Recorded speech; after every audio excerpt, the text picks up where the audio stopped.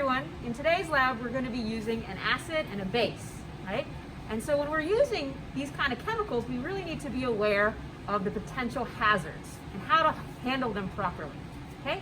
So let's look at one chemical that we're going to be using today, sodium hydroxide. When you hear sodium hydroxide, you should be thinking strong base, right? And here is a hazard sign, and these hazard signs are conventionalized, right? And so you'll see this one a lot where there's a test tube pouring onto a stick and the stick is being eaten away at, as well as this poor hand here doesn't look like it's being treated very well, right? And so this means that this is a very caustic substance, right? It's a skin irritant, right? And to be very careful when handling this, okay? Now, if you look at this chemical, you might not think it looks so bad, right?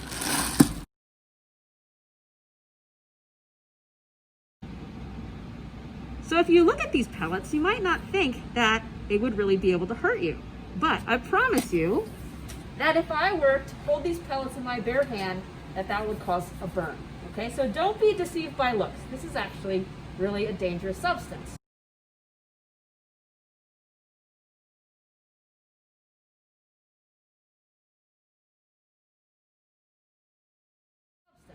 Okay, now let's look at the acid. All right, here it is, hydrochloric acid, okay? Notice we've got it under the hood, okay, because of the fumes. And so here again is that symbol we're familiar with.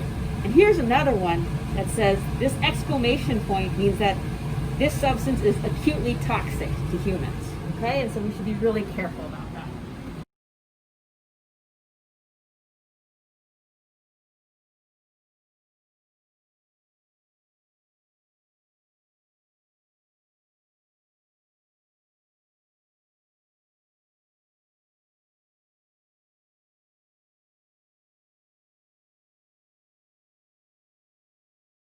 Now, let me show you what you shouldn't do.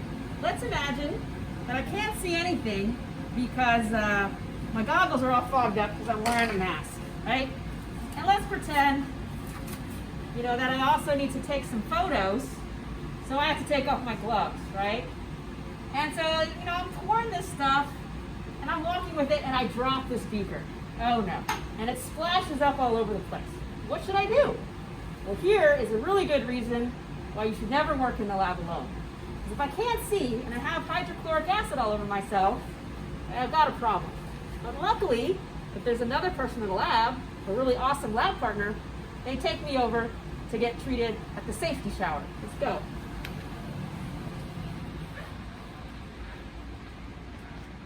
All right, so I love you guys a lot, but I'm not gonna do this, right? So what I would do is I would be taking off my clothes, the shower, I would pull the shower, huge copious amounts of water would be coming down, and if I've got it in my eyes, I'd pull down the eye wash. I'm not gonna do it because water is gonna spew everywhere, but I'll show you a different day, right? And so I'd be here, taking off my clothes, keeping my eyes open, having them washed, right?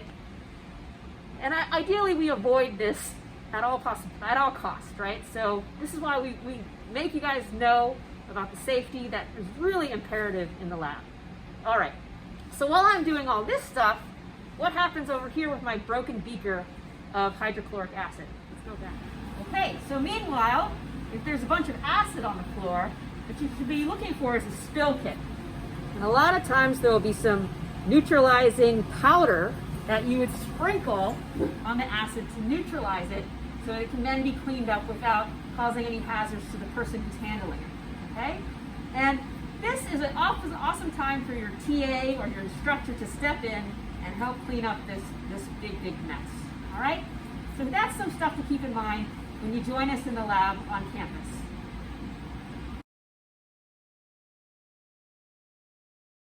All right, guys, so here's our setup for our acid-base titration, okay? So the first thing I want to point out to you is these burettes, right? These burettes are attached to the stand using this clamp. You can see the burettes have all these gradations, and this is for milliliters. So 3 milliliters, 4 milliliters, 5 milliliters, and you can see there are marks in between there, right? Some ticks in between there as well. So The burette is a very accurate piece of glassware, more accurate than, say, a beaker to measure volumes, okay? And so when you're loading up a burette with your liquid of choice, I'm going to show you something that I did when I was a freshman in college, right? So I was all prepared, got my burette set up, ready to fill it, right? Put my beak, okay, great. Awesome. Oh man. All right, so luckily this is just water, so that's okay. Well, it's not, not ideal. Okay, so we'll let that drain out. Put a lot in there. Maybe I'll even try to prevent a mess. So that's step number one, right? Make sure you close what's called the stopcock, right? So when it's perpendicular to the burette, that's when it's closed. Okay, so now I know it's closed. Okay, and right, remember, like I said before, our titration today, we've got 0.957 molar sodium hydroxide. Okay, so 0.9574 moles per liter.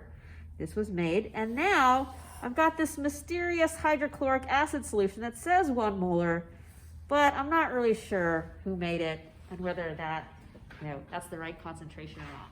So let me turn my stopcocks here. Okay, and so I'm going to fill up this burette with the sodium hydroxide, right?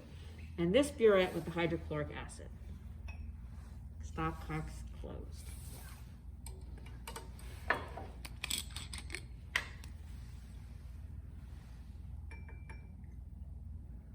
Okay. Now, so let's imagine if I just started measuring volume right now, I would have a little bit of a problem because notice, right? There's some air here, and there might be some bubbles in here, so I gotta wash it out, okay?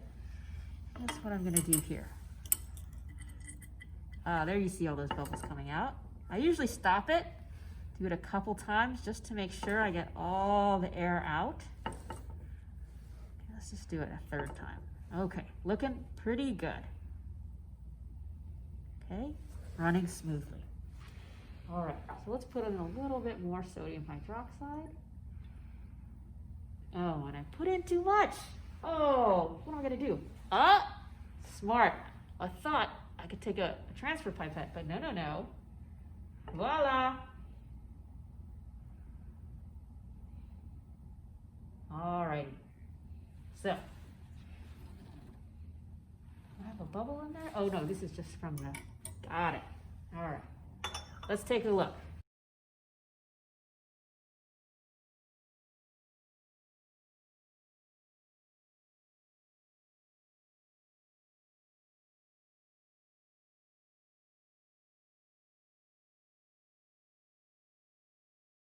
So, now I've loaded up my burettes and I've cleaned them out, make sure there's no air down here.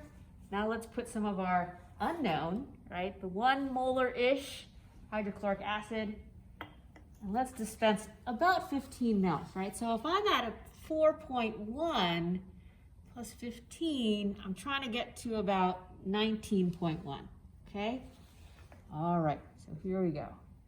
Turning it parallel to the burette. You can see the volume dropping.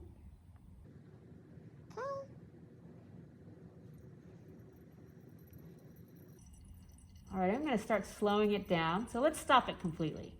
All right, now I've stopped it completely. Now I can find some kind of intermediate level. You can see it's dripping. And the level of the meniscus is dropping.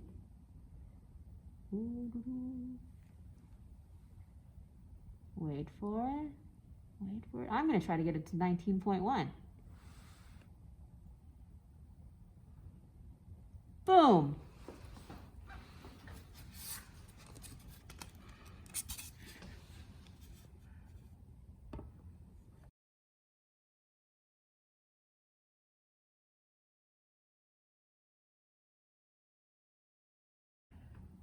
All right, so now I've managed to get pretty close to 15 mils. as good as I can get with this burette, all right, of the 1 molar hydrochloric acid, right?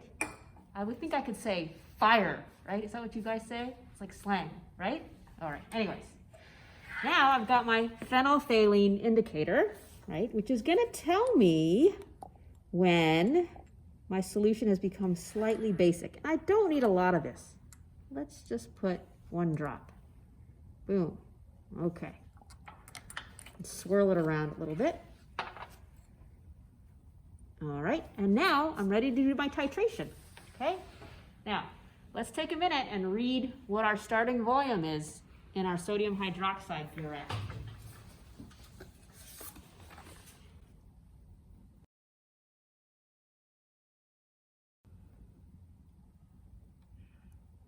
All right, so let's get started. I know that my sodium hydroxide is 0.9574 molar, and I have some faith that the hydrochloric acid is pretty close to 1 molar, okay? So what I can do just to start is I can add to my 15 mils, let's say about 10 mils. I know that I won't reach the equivalence point if I put in 10 mils, assuming this is not too messed up, okay? So here I am. If I'm at 1.45, I need to get to about, what, plus 10, that's 11.45. So somewhere in here. So let's start with that. Actually, let's watch here what happens when I add the base. Oh, you can see maybe that there's a little bit of pink. Maybe? I think it's going to be hard on camera.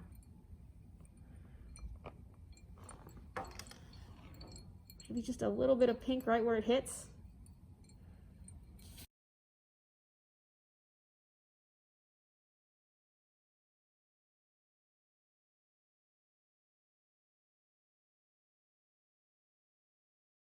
Okay, see that? And when I stir it, it gets neutralized, right? That pink is just kind of the localized amount of sodium hydroxide. It's not homogeneous, it's not mixed very well, but once I mix it very well, right, you can see that it's still gonna be acidic.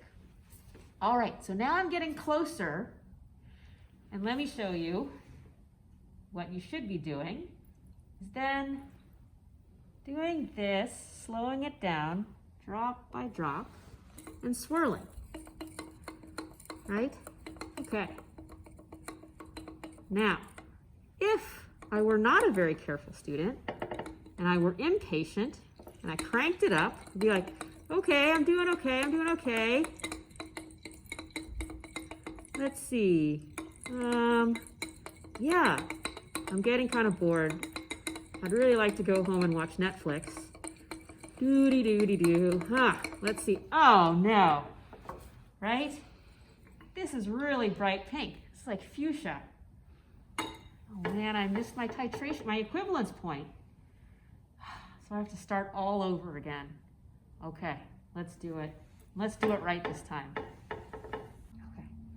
All right, so here we go again. We're going to do it right this time. I've got my 15 mils approximately. You guys know how much is in here because you read the burette of the hydrochloric acid, which is around 1 molar. That's what we're trying to figure out. What's that concentration?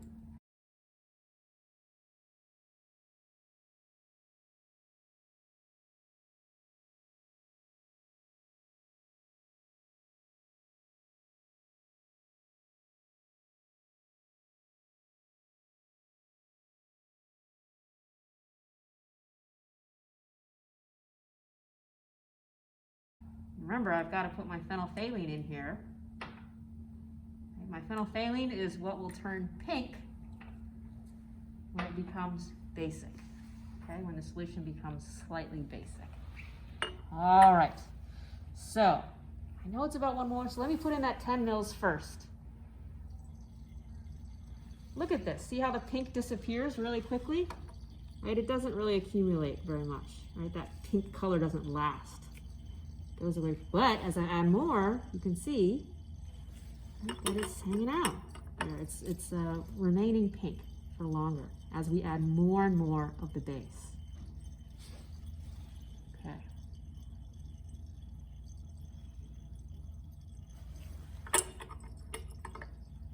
But when I mix it up, right, it goes away because then it's been neutralized, right? That little puddle of sodium hydroxide, which is basic, that was pink, when I swirl it around, it mixes in with the acid, right? And the acid base, it becomes neutralized, okay? So, since it's not pink, we know that it's still acidic. You've got to get closer, okay?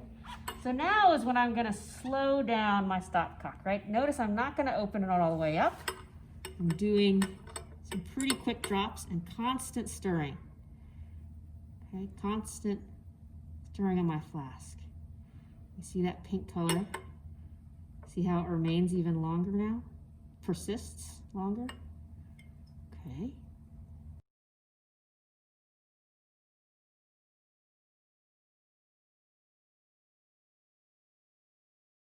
All right, so see how the pink color is persisting even longer? Okay, this is the important part, right? You got to be patient now, okay? And so, you know, bear with me here. But this is when it counts, right? So,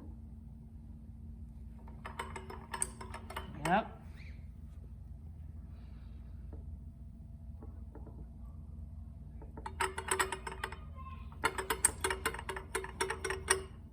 Okay, but you see I'm getting closer because that pink color stays around for even longer.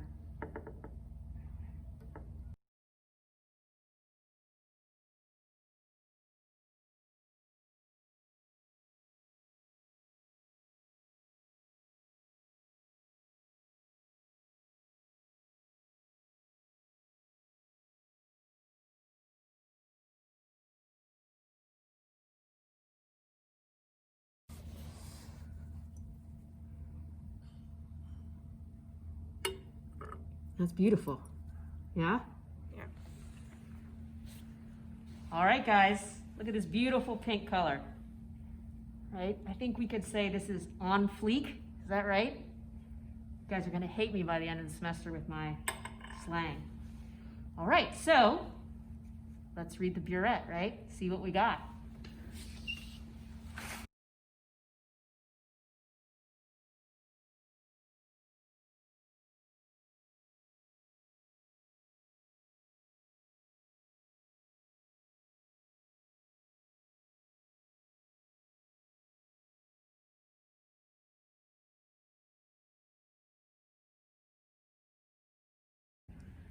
All right, let's just make sure.